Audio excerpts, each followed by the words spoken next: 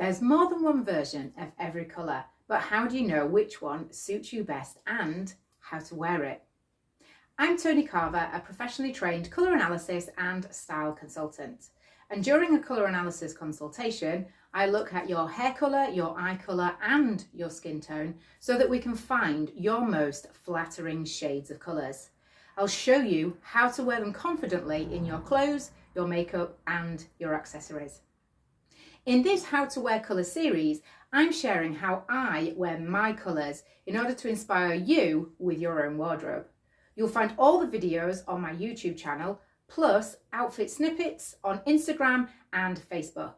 And you'll find more on my website. Just search for TLC Style and Colour, or drop me a message or a comment and I'll send you the link. In this episode, I am looking at green, as you can see that I'm wearing here. There are many different versions of green and it's a colour that comes up a lot in my colour analysis consultations. Green is often associated with nature, if we think about outside in nature, trees, plants, grass, etc. And it's regeneration and renewal. It can be associated with greed as well in terms of money and jealousy, being green with envy. Of course, we've also got leprechauns and Christmas trees. So there are lots and lots of different ways of considering green and the effects of the colour. Now, green actually sits between yellow and blue when it comes to the colour wheel and the colour spectrum. And it's actually achieved by mixing both of those colours together. So a yellow, when you mix with blue, actually becomes a green colour. In really simplistic terms, the more yellow that's actually in the colour of green, it will make it more warmer, for example. The more blue that's in the green will actually make it cooler, as you can see here. You can also add more white to that colour of green and actually make it lighter and paler. And you can also add more black to the colour of green and make it darker, as you can see there. Of course, everyone can wear green. It's simply about finding what the right shade of green is for you, which actually going to work and complement your overall characteristics. Now, I have a variety of greens within my swatches, as you can see here. The one I'm wearing is more of a sage green, or think of it as well like a kind of greyish green. It's not a very warm green because I have a cooler skin tone, so I tend to avoid the very warmer greens, for instance, which can actually make me look quite yellow and a bit sallow looking. That's the kind of a yellow green versus a greyish green, which is much more flattering for me. I've also got a variety of greens in my wardrobe, as you might expect. So for instance, I can go from a kind of a mint green. I've also got a turquoisey tealy green, which will be the subject of another video. You can wear greens in patterns, and what you'll see, interestingly enough, is that when you do wear a colour within a pattern, if that's not the main colour, then actually it's a much more forgiving way to be able to wear it. Sometimes if you are struggling,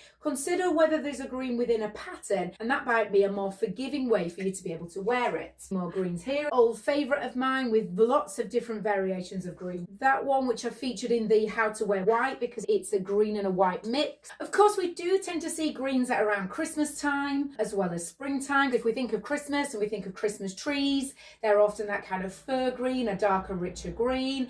And of course, springtime is obviously the renewal of nature. So when it comes to choosing greens in your wardrobe, consider how the colour is made up. So is it a lighter green? Is it a darker green? How much yellow is in the colour? How much blue is in the colour to make it warmer or cooler? Also, how bright that colour is, like an emerald green versus something like a kind of softer or a subdued muted colour, which is what you can see here. The way in which we describe colours and our physical characteristics. That's something which I cover in a colour analysis consultation. So look in your wardrobe and look at your greens in the wardrobe and consider how they're actually made up. Think about how you might describe that colour to somebody is another good way of actually thinking about it. So if you've got greens in your wardrobe that you aren't particularly wearing, consider how that colour is actually made up. Because if something isn't working for you, then it could be that the colour's not quite right. So do you know your best greens and how to wear them? If you've got any questions at all, pop them in the comments, and don't forget, like, subscribe and share with a friend of yours who loves colour as much as you do. You'll find more tips over on the blog on the website. See you next time.